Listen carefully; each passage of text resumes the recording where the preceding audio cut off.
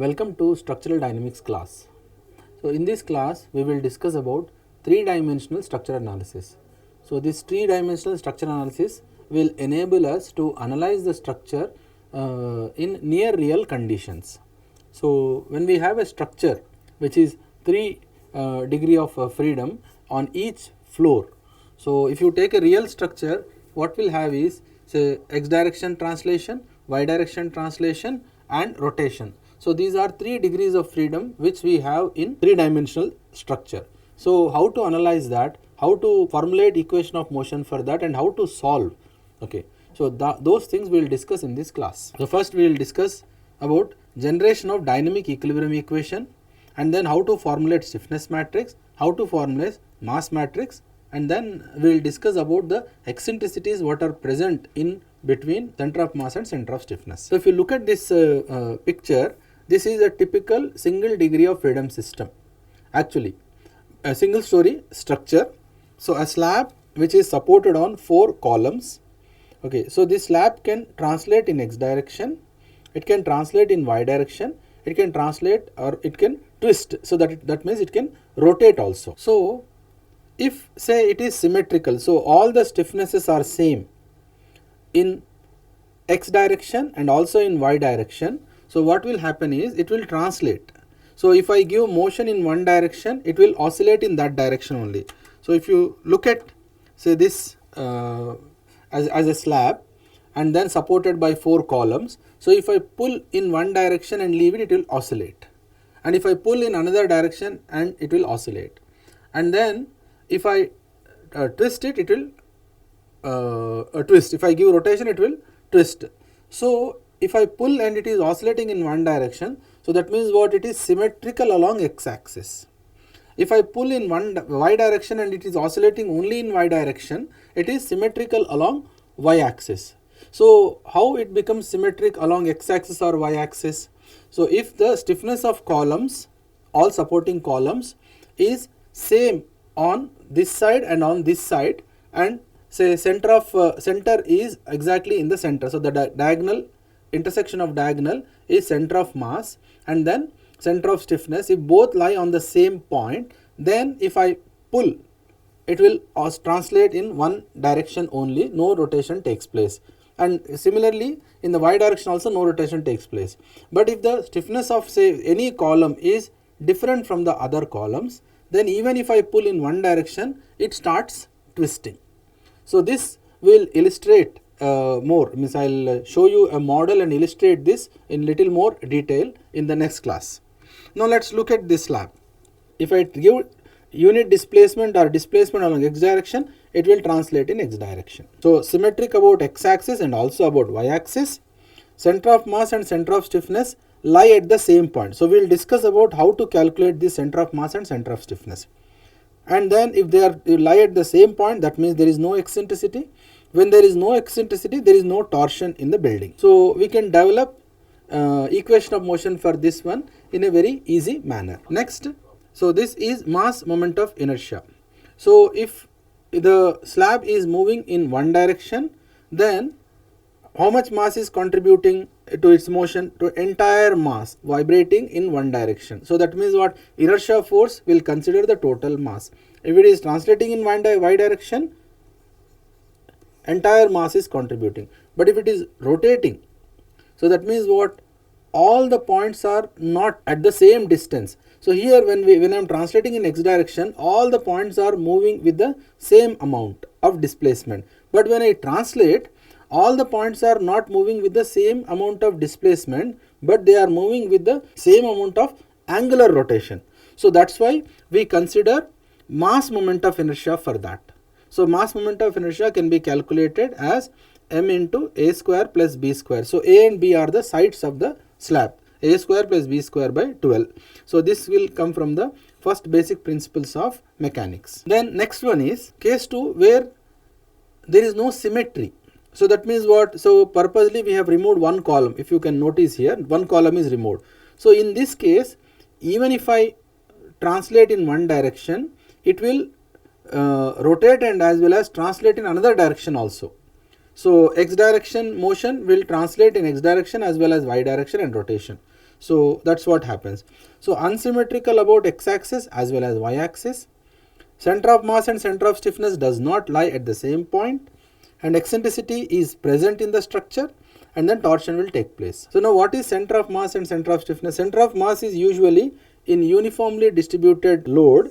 So this is intersection of diagonals will give us center of mass. And now because only 3 columns are present, so what will happen is center of stiffness will be somewhere here. This is center of stiffness. So this is center of mass. So the distance between this, okay, this is eccentricity x and this distance is eccentricity y.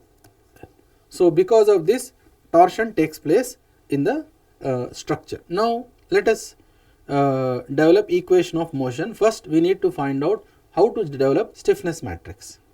Okay. So this A, B, C, D, let us assume these are frames. Okay. So and each frame will act along its own plane, but in the plane perpendicular to it, its stiffness is treated as 0. So let Ka, Kb, Kc and Kd are lateral stiffnesses of frame A, B, C and D respectively in their own plane, and then out of plane stiffness of all the frames is assumed 0. So that means what? This frame will offer resistance only along this direction. This frame will offer only along this direction. So that means what? If my displacement is along y direction, then Ka and Kc will give resistance, Kb and Kd's resistance is 0. And if my displacement is in x direction, then Kb and Kd will offer resistance, Ka and Kc are 0. And if I rotate, all 4 frames offer stiffness or resistance. Let's formulate stiffness matrix. So how do we formulate stiffness matrix? We have say 3 degrees of freedom here. So to the center of mass we are writing 3 degrees of freedom. So first degree of freedom is ux, displacement along that, and second degree of freedom is uy, and third degree of freedom is say u theta. So if we give displacement, that is ux as 1, uy as 0 and u theta as 0. So if we give 1 unit displacement along x direction, then what happens is the resistance comes from frame B and frame D. So stiffness of frame B is Kb, stiffness of frame D is Kd. How do we get this frame stiffness? So depending on say number of columns in that, say 4 columns are present, so something like this you offer. So 1, 2, 3, 4. So Kb is equal to K1 plus K2 plus K3 plus K4. Now how do we get K1? K1 is nothing but 12 EI by h cube of this column, next is this column, next is this column, next is this. That's how we get total stiffness of Kb. Similarly Kd. So we are giving displacement of ux in this direction, right side direction, then the resisting force will be Kb and Kd together. So if this is unit displacement, then Kb plus Kd is a force. So that Kxx force is nothing but Kb and Kd. Then what is force along say y direction? Because there is no force available in that direction, no resistance in that direction, 0. Then theta. So theta direction rotation is in this. So Kx theta. So Kx x direction, Kx y direction, Kx theta direction. So that is, you can see this one clockwise. So if we take moments of the forces at this location, Kb into B by 2. So this is B by 2 lever arm, Kb into B by 2 minus anti-clockwise Kd into B by 2. This is Kx theta. So this is one column of stiffness matrix. Similarly, we write second column. In second column, for writing second column, what we do is Kx is equal to 0, Ky is equal to 1, and ux is equal to 0, uy is equal to 1, and u theta is equal to 0. So we are giving 1 unit displacement along y direction. So Ka into uy, Kc into uy. So if uy is 1, then what we get is, so along x axis there is no force, so that's why 0. Along y axis two forces are there. So Ka and Kc, so we add that, and then along theta axis again along this direction we need to, so Kc into A by 2, this is A, so half of A is, this is A by 2. So Kc into A by 2 minus, this is anti-clockwise direction, Ka into A by 2, this is Ky theta. So this is second column of stiffness matrix. Now when it comes to third column of stiffness matrix, so how do we generate that? Ux is equal to 0, Uy is equal to 0 and U theta is equal to 1. 1 unit rotation we are giving. So if you give 1 unit rotation, what happens is, so this point comes up to this. So 1 unit rotation, theta is 1 unit. So then how do we get this value? So angle is equal to arc by radius. So radius is say A by 2. So theta is equal to arc by radius. So this is a delta by A by 2. So if theta is 1, implies delta is equal to A by 2. So this value is A by 2. So that means what? Ka into A by 2 is the force in this direction. Similarly, Kc into A by 2 is force in this direction. Here, so since it is rotating in anti-clockwise direction, all the forces will, resistance will come in clockwise. So that means upward, right side, downward, left side. So this Kb into B by 2. So because lever arm is B by 2 here, so B by 2. Again Kc into A by 2, Kb into B by 2. So these are the forces in that direction, corresponding directions. Now equilibrium along x, y and theta direction, force equilibrium. So we can get K theta x direction forces are Kb into B by 2 minus Kd into B by 2. Then y direction, K theta into y direction, Kc into A by 2, Ka into A by 2. Then K theta direction means what? So the force we need to generate moment at this point. So that is because of the rotation. So Ka into A by 2 into again A by 2 from here to here. So like that, Kb into B by 2 again B by 2, Kc into A by 2 again A by 2, Kd into B by 2 into B by 2. So we have K theta wrote here. So then final stiffness matrix is this. Okay, all terms placed here, that is giving final stiffness matrix. So now in this one what is happening is, so mass matrix, when mass is moving in say x direction, entire mass is having the same acceleration value. So that's why whole mass is participating. In y direction, so in this demonstration we will discuss about center of mass. So what is center of mass? So in a building, when mass is distributed uniformly, center of mass will lie at the intersection of diagonals. So if I move this building, it will move straight because I am applying force at the center of mass. But if I am adding some mass, additional mass at some location here, okay, then again I start moving this one, this building is twisting. So why this building is twisting? Why not the earlier case? In earlier case, mass is distributed uniformly. In this case, additional mass is present here, that is why building is twisting. So in 3D analysis of buildings, we need to find out first center of mass. So when center of mass is located at the center and center of stiffness is also located at the center, then we will not have off diagonal terms in stiffness matrix. But if center of mass is slightly shifted and then center of stiffness is say at some other place, then even if we start translating or motion in translational direction, then building will twist.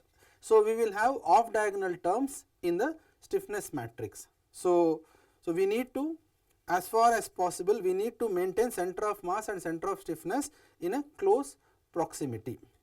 So let us solve one problem where one directional symmetry is there. So Ka is equal to K, Kb is equal to 2K, Kc is equal to K, Kd is equal to 3K. So in that, so it is something like this problem is given in this form. Ka, Kb, Kc, Kd. You can see along this direction, y direction, there is symmetry, along x direction there is no symmetry. Why there is no symmetry? Because here 2k and 3k, so no symmetry is there, because center of stiffness will shift along this direction. But when it comes to y axis, so k and k both are there, so symmetrical about y axis, unsymmetry about x axis.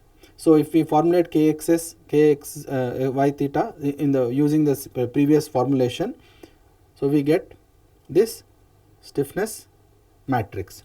So as you can see, off diagonal terms are present. So that means what? When off diagonal terms are present, if we move in one direction, so of unsymmetry, it will rotate in the other direction also, it will translate in the other direction also. So but if we give motion along y direction, it will not translate, but if we give motion along x direction, it will translate along x as well as y.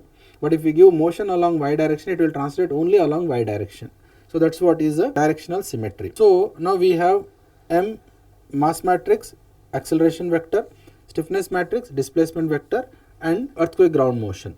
So in this one, so the symmetry is if I give only x direction acceleration, it will displace in x direction as well as y direction and as well as theta direction. But if I give y direction only, not x direction, this is 0 and this is 0, it oscillates in y direction only. So that's what is given, that's what we can understand from the dynamic equilibrium equation. So now to come out of this one, we need to do decoupling of these equations. So how do we do decoupling? So decoupling means again we find the mode shapes and pre-multiply and post-multiply, then we solve the problem and then back calculate it. Now if symmetry is there along both axes, so that means what? All stiffnesses are same. So when all stiffnesses are same, so it is something like this: Ka, Kb, Kc and Kd. So all values are K. There is symmetry in both the directions. So what we get is, so 5k, 2k, Ka square. So this is stiffness matrix, mass matrix is there. So as you can see, the equation will be mu double dot x 5k into ux. So each equation is independent. You can see this one. So you can solve this equation to get ux. You can solve this equation to get uy. You can solve this equation to get u theta. So this cannot happen in the earlier case where one dimensional unsymmetry was there. In this class, what we have studied? So we have studied how to formulate the stiffness matrix for 3 degree of freedom system. So that is real 3-dimensional buildings. And then one directional unsymmetry will affect the motion of the other direction. So that we have studied, and how to decouple this one. Decoupling can be done by using again the same principles as in the case of multi-degree of freedom systems, that is u is equal to pi multiplied by q. As far as possible, symmetry should be ensured in buildings for not to have torsion while earthquake ground motion is applied onto the buildings. So we will solve one example problem and understand this one, and also we will solve one example problem of how to find out center of mass and center of stiffness.